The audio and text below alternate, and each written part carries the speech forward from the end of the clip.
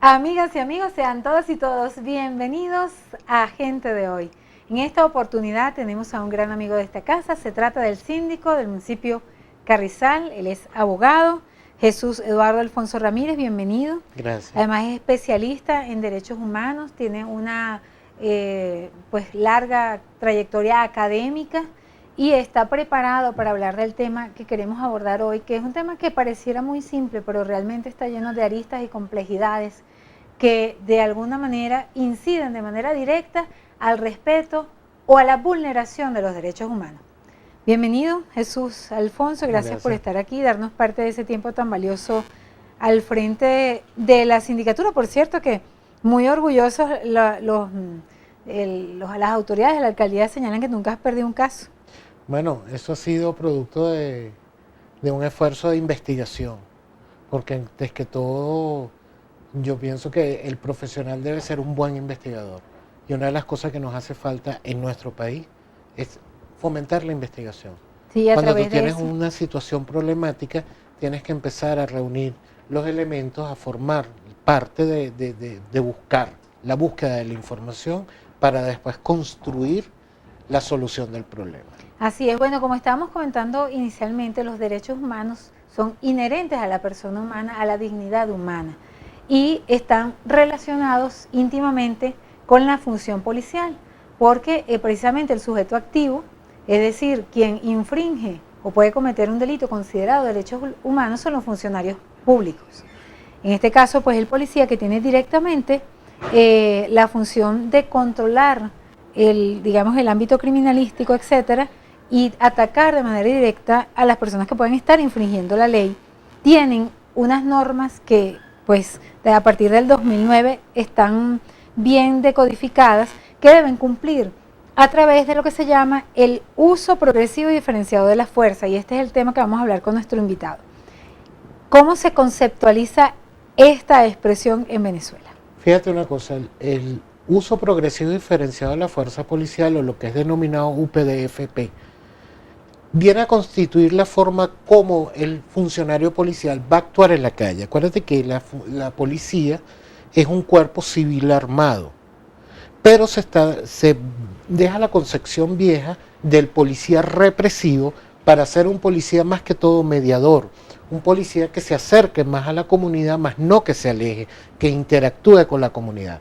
El problema de seguridad es un problema muy complejo, atañe en el desarrollo, en la seguridad de la nación, pero es un problema que no puede ser resuelto únicamente por criminólogos o darle más armas a los funcionarios policiales, sino que tiene que ser un grupo multidisciplinario donde intervengan la parte psicológica, sociológica, jurídica, las comunidades, sobre todo la interacción del funcionario con la comunidad. Y lo que está establecido es que el funcionario policial, al momento de abordar una situación, dependiendo del tipo de actuación, debe ser una actuación comedida, ponderada. Ahora bien, Jesús, hemos hablado de que la situación del problema es un problema estructural. Más sin embargo, también está muy relacionado, de acuerdo a lo que tú señalas, con la cultura. Lo que viene de años atrás, una cultura de actuación policial y una cultura además ciudadana.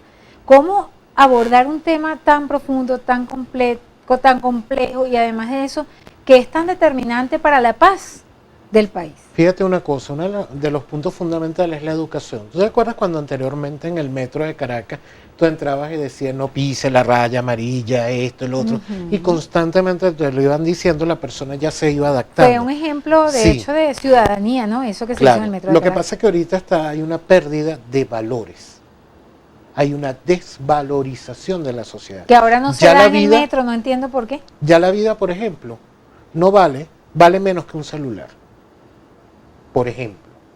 No sé cómo atacar eso. Un problema complejo, un problema que no tiene una única solución, sino que tiene que haber una multiplicidad de actores que se hagan mesas de trabajo en conjunto con las comunidades para poder llegar a una solución, empezar a dar una solución. Uno de los primeros ataques que hay que hacer es la parte educativa. educación, primero al funcionario policial y la educación ciudadana, por ejemplo, de cómo enseñar a las personas prevención.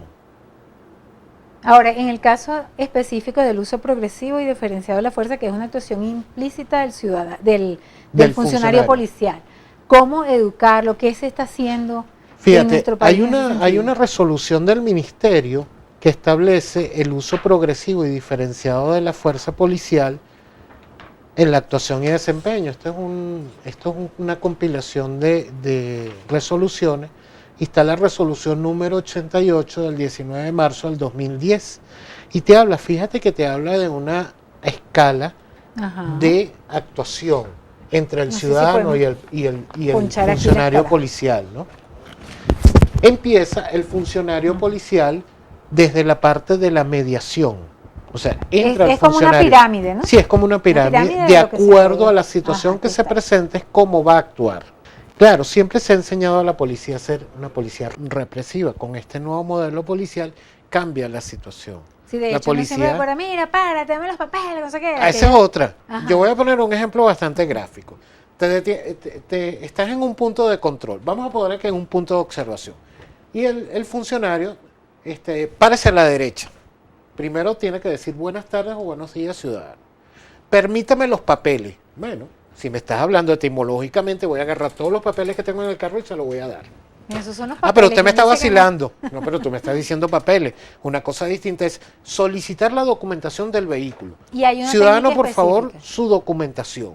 O sea, que le dé la documentación del vehículo, licencia. Licencia, toda su documentación, licencia, cédula de identidad, certificado médico de conducir, y lo que estamos hablando del seguro. Pero, por ejemplo, hay otra cosa: si tú tienes un seguro integral de casco completo, no llevas la póliza en el carro. Por supuesto. ¿Entiendes? Ese es el detalle. Ese es otro detalle. Es más, creo que casi nadie lleva la póliza, ¿verdad? Quizás una copia, ¿no? Puedes llevar una copia. Puedes llevar una copia. Por ejemplo, si yo te muestro mi carnet de circulación, donde mi vehículo, donde el vehículo que yo cargo está a nombre de otra persona, pero yo tengo el documento original, tú no me puedes retener el vehículo. Claro. No me lo puedes retener, porque no está previsto en la ley de tránsito. Entonces, ¿qué pasa aquí?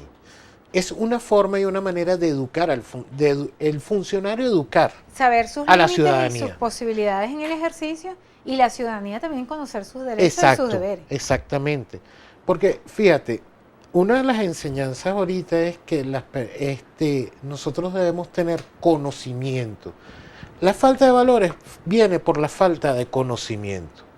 Si tú le vas a enseñar a un alumno lo que es, por ejemplo, la teoría del derecho, o yo voy a enseñar lo que es el UPDFP, yo tengo, decirle, bueno, vamos al proceso de investigación, cómo aplicamos, cómo mejoramos esto. Porque esto es una propuesta que cada día va a ir mejorando. Tiene que ir mejorando, tiene que ir reformándose. Y de hecho en la propuesta hay una amplia posibilidad para que el pueblo y la gente participen. Claro, y además otra cosa, que el delito se mueve muy rápido. Entonces, si se mueve, evoluciona de acuerdo a la evolución que hace la parte de seguridad. Entonces, hay que estar en constante monitoreo. No es lo mismo, por ejemplo, puede ocurrir en una zona X determinada un hurto de celulares, pero en el otro lado ocurre más un hurto de vehículos. Ahora, en realidad, el uso progresivo de la fuerza es de alguna manera una herramienta que uno la ve en teoría pues perfecta, yo diría, realmente. Pero ¿dónde está el equilibrio, el punto humano inclusive, para un funcionario que se encuentra en una situación de tensión, ¿verdad? Una situación inclusive donde está su propia integridad física en entredicho, en peligro? ¿Dónde está ahí el equilibrio? ¿Cómo lograr que un ser humano mantenga la sindéresis en un momento? Mira, esa es una situación bastante compleja, porque en ese tipo de actuación el funcionario debe primero actuar en resguardo de su vida, en primer lugar. Segundo, lo que dice la normativa es que tiene que hacer un informe de por qué utilizó esa técnica. O porque llegó hasta qué punto de la pirámide, ¿no? Exacto. Porque ahí tenemos la pirámide, va increciendo la violencia, ¿no? Exacto. Es lo que crece, o la fuerza que puede imprimirle a un determinado momento, ¿no? Por ejemplo, hay un policía español de Barcelona, municipal de Barcelona, que fue a la Academia Polisucre, él hizo un recorrido por los barrios de Sucre, viendo la parte de violencia y de cómo era que se preparaba el funcionario policial y cómo el funcionario policial arriesga su vida. Entonces, para eso también está unas técnicas que debe manejar el funcionario policial aparte del UPDFP. ¿Qué dice el UPDFP? Respeto y resguardo de los derechos humanos como norma fundamental.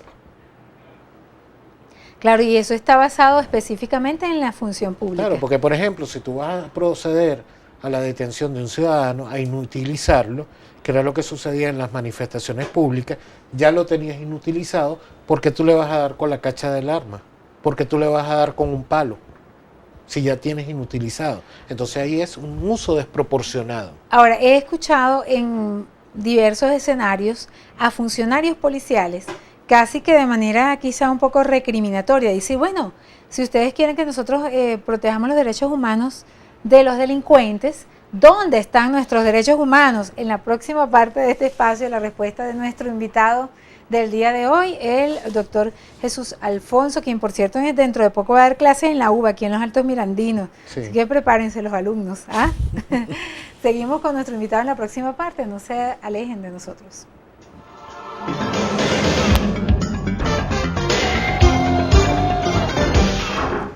Continuamos, amigos, con nuestro invitado de hoy, Jesús Alfonso Ramírez, abogado, síndico del municipio de Carrizal y además especialista en derechos humanos, con maestrías en derecho procesal del trabajo, en fin, una cantidad de estudios académicos que le dan suficiente credencial para hablar de un tema tan sensible como lo es los derechos humanos y lo que debe hacer un funcionario policial para respetarlos en el ejercicio de su función. Y precisamente hablando de esto, quedamos en el segmento anterior para conversar acerca de esa posición que muchas veces tienen algunos funcionarios y personas que también podrían señalar acerca de si se debe respetar los derechos humanos de los delincuentes y dónde están los derechos humanos de los funcionarios. Fíjate una cosa, eso fue una pregunta que se hizo cuando yo soy diplomado en la Universidad Nacional Experimental de la Seguridad y Legislación Policial, hace poquito.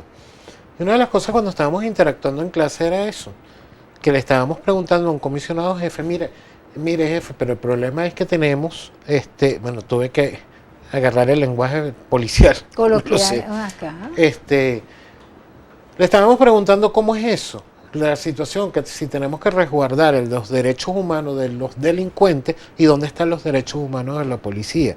Siempre y cuando la conducta o la actuación sea ponderada, estamos respetando los derechos humanos. Inclusive cuando el funcionario llegue a la última escala, máximo. Al límite máximo, que es la escala mortal. Claro, que así literalmente mortal. Lo dice. Sí, sí. Es decir, potencialmente mortal. Potencialmente mortal, cuando corre peligro su vida, él aplica la actuación, pero que es importante ahí, después de hacer la acción, hacer el respectivo informe o el acta policial donde establezca cuáles fueron los hechos. El acta policial constituye un elemento fundamental en el juicio penal. Y que, por ejemplo, en el caso de que tenga que llegar a ese extremo, ¿verdad? Potencialmente mortal, no es que lo va a acribillar a tiro, ¿no? 13 tiros no, porque estuvo a punto de matarlo. Pues fíjate sino que ahí sí sería una vulneración, o sea, mortal, claro, para inhabilitar un posible ataque hacia el funcionario. Pero fíjate, ¿no? lo que ocurre, por ejemplo. Es decir, lo necesario. Lo necesario. Pues fíjate lo que ocurre, por ejemplo, en Nueva York o en Estados Unidos, lo que ha ocurrido. La actuación brutal de los funcionarios policiales. Que está normado, ¿no? Tengo entendido. Tú nos podrías ilustrar un poquito. No, ellos no están normados, no tienen un modelo así como este. Como este que está en Venezuela. Por ejemplo, fíjate, Nueva York tiene una acción que se llama Stop and Freeze, que quiere decir detente y congélate. Y el que no puede hacer nada. El que no lo haga le va a caer a tiro. Entonces es una cuestión que va en contra de los derechos humanos. Es decir, esa acción la ejecutan los funcionarios policiales en un momento dado de... Claun momento dado, pero hay mucha vulneración de derechos humanos en Estados Unidos. ¿No? ¿Y qué pasa aquí? Cuando o sea, en un caso, por ejemplo, detente y tal, no sé, ¿qué pasa? ¿Cuál es la acción pertinente? La acción es que tiene que primero guardar la distancia de seguridad y después proceder a la revisión o la requisa de la persona o del vehículo. Código Orgánico Procesal Penal te establece cómo debe ser la requisa de vehículo y cómo debe ser la requisa de persona. Te lo establece el propio Código Orgánico procesal penal y en la cual el funcionario policial debe conocer esa normativa. Ahora, en líneas generales, en Venezuela, y por lo que más o menos hemos podido observar, hay una norma clara en este momento y más de manera muy precisa a partir del 2009, cuando se establecen las normas de cómo, de la función policial, ¿verdad? De este nuevo modelo, hay una rectoría, ¿no? Sí, incluso se han sacado los diferentes, por ejemplo, las vaquillas, que son, por ejemplo, Esas vaquillas son guías para los policías. Son guías, son unas guías prácticas de diferentes situaciones. Por ejemplo, es cómo va a ser el despliegue en materia de tránsito y transporte terrestre. Cómo va a ser, y una de las cosas que habla aquí, o que lo establece, fíjate, educación vial. O sea, que el policía ya entra a formar parte de la orientación, educación ciudadana. Claro que obviamente la tiene que tener él mismo para claro, poder la tiene que ofrecer a la tener. gente. Entonces, ¿qué pasa? Los valores los tiene que tener el propio funcionario. Para exigir debo cumplir. O sea, tú no puedes ver un policía y montado en la acera con la moto yendo contrario. ¿Hasta dónde llegan estas normas tan presentaditas, tan bonitas, ¿verdad? Escritas a la vida real, al mundo real. ¿Cómo llega esto verdaderamente a que no sean vulnerados los derechos humanos, a que se cumpla la norma y a que... Yo te voy a decir algo. ¿Dónde El funcionario policial, la gran mayoría, y eso hay que decir, yo lo digo con propiedad, no les gusta estudiar, no les gusta leer. Y ahí estriba uno de los problemas. ¿Y será que un problema generacional? Puede ser un problema generacional, puede porque ser esto es muy nuevo, pues la mayoría de los policías no tienen menos de 5 años. Puede ¿no? ser un problema de base educacional, en la educación inicial, en la educación lo que era el bachillerato anteriormente. Pues. O sea, una de las cosas que tenemos que hacer es fomentar a la investigación. ¿Y qué les gusta entonces a un joven, a una persona que es policía? Cargar el arma y tener más que todo, ese rol de poder. Lo que yo he visto, no voy a mencionar qué cuerpo, pero sí, porque yo hago entrenamiento, o sea, soy facilitador en otro cuerpo policial, y a ellos lo que les gusta mucho es eso de estar y caerse a golpe y o sea, la acción ya física, acción, ¿no? como tal. Entonces, se mueren por la acción. Pero cuando tú los pones a leer, les da fastidio. Pero fíjate que la norma es precisamente la inacción, es la verbalización. La verbalización inicial. O sea, es como tú vas a abordar. Y continua, ¿no? Hasta que se llegue hasta el límite que se puede. Porque no es lo mismo que tú llegues como que llegue el funcionario policial. Ciudadano, deténgase. Deme papeles. O sea, ya va, espérate. Buenas tardes. Eso es lo que llaman la verbalización.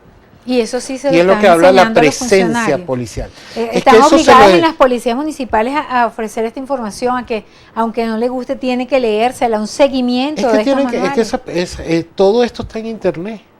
Pero hay mucha gente que no tiene acceso a internet o que no sabe. Esto es una herramienta, o sea, esto está en el Consejo Nacional de Policía, en la página web, por ejemplo, creo que de la UNES también está. Y es un material sin ir fácil. Muy lejos, por ejemplo en la policía Carrizal, que aunque no es tu función, pero sí la tienes relativamente cerca, de manera directa no es tu función la policía Carrizal, pero la tienes cerca. ¿En esa policía se hace algún tipo de formación de este tipo? Sí, señor. Nosotros través de la sindicatura. Una de las cosas, yo he hecho ya un curso que se habló un foro de derechos humanos y función policial. ¿Y qué tal aceptan los funcionarios estas indicaciones? Mira, el problema es que hay que motivar, o sea, es un problema de motivación, precisamente es un problema gerencial de la organización. Cada organización tiene que gerenciar sus recursos, su talento humano.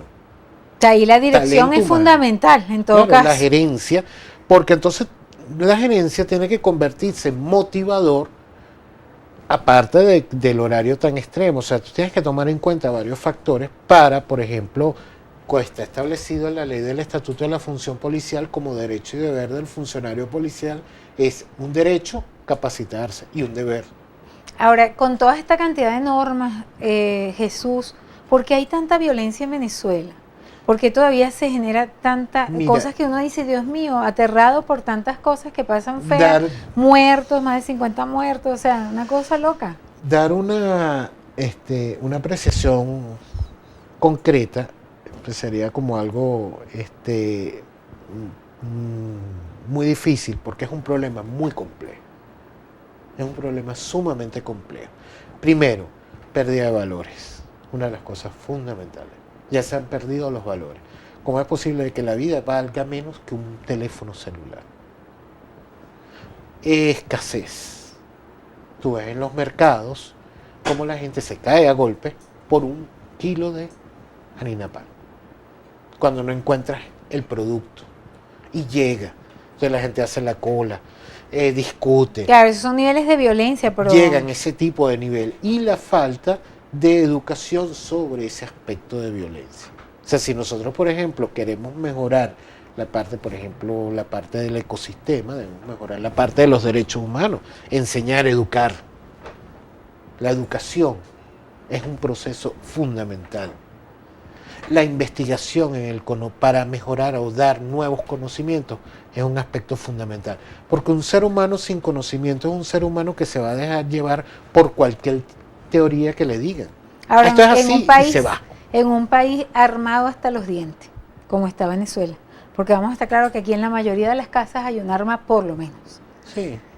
Y esa falta de valor a la vida y los antivalores que de alguna manera se han sembrado en esta sociedad, ¿cómo observas como investigador, como preocupado en este tema y como estudioso, el futuro inmediato de nuestro país? Mira, el futuro inmediato es que esto tiene que cambiar. Necesariamente se tiene que educar en valores, tienen que retomarse los valores. Como los valores que nosotros teníamos hasta hace poco. Yo no te estoy hablando de mucho tiempo atrás, hace 10 años. Eran distintos los valores ahorita que ahora. O sea, el valor de la honestidad, el valor del respeto. Ya, por ejemplo, cualquier persona se para y te dice 4 cosas. O sea, pero ¿por qué hemos llegado a eso? ¿Por qué hemos tenido que llegar como sociedad a un aspecto tan de trato que incluso hasta a nivel familiar se observa? O sea, la familia como núcleo fundamental de la sociedad, por ahí debe empezar. Entonces los valores son inculcados en la escuela, la universidad te da herramientas. Entonces esas herramientas son las que tú vas a poner a funcionar hay que crear mejor, más investigación a nivel de cómo mejorar la inseguridad en Venezuela. ¿Qué compromiso, ya para finalizar, Jesús, debe adquirir cada ciudadano desde su propio ser para mejorar la situación de su entorno? Primero, ser consciente en dónde está. Yo he visto personas que, por ejemplo, van con un teléfono celular en la calle, cruzan y pasan una esquina y como que no les hacen caso. O sea, es no provocar. Un teléfono que cuesta 50.000 bolívares, entonces en la calle no bandera provocar, mandando mensajes. No provocar, exacto. Claro. Primero que nada. La otra aunque es uno el uso. querría estar en su calle o teléfono, en la vía feliz haciendo lo que le dé la gana. El uso de los teléfonos, por ejemplo, manejando. Es una costumbre muy típica de venezolano. Te llaman al teléfono, atiendes el teléfono, entonces claro, ya el delincuente sabe qué tipo de teléfono llevas tú en el carro. O sea, una cultura de tratar de prevenir, ¿no? De la prevención. Prevención, un poquito estar más alerta. Estar más alerta, que es lo que se puede decir ahorita con toda esta complejidad de la situación. Bueno, ¿qué tengo que hacer? Bueno, estar más alerta cuando vaya a entrar a la casa, mirar bien el retrovisor, qué es lo que tengo atrás, o sea, quién está atrás, quién está aquí, o sea, estar más pendiente. Y eso es justo, esa paranoia para una sociedad. Pero es que no es una paranoia, sino que son sistemas de seguridad y prevención. Eso hay un libro de un experto en criminalística que él te habla sobre eso. Por ahora tenemos que estar pendientes, ¿no? Claro, hay que estar pendiente. Bandera con por ejemplo, tú tienes que hacer un manejo defensivo. El manejo defensivo es que tú tienes que estar pendiente de que estás manejando hacia adelante, pero también de los retrovisores. De los lados. Jesús, muchísimas gracias de verdad por esta interesante orientación que nos das hoy, de verdad que sí, y por estar aquí con nosotros. Gracias. Y gracias a ustedes, nuestros queridos y distinguidos televidentes, por permitirnos una vez más entrar a sus hogares a través de la pantalla de Mira TV, Canal 9 de Inter, tu televisora regional. Daisy Oropesa se despide en nombre de todo el equipo de Gente de Hoy, haciendo como siempre para ustedes un periodismo de contacto.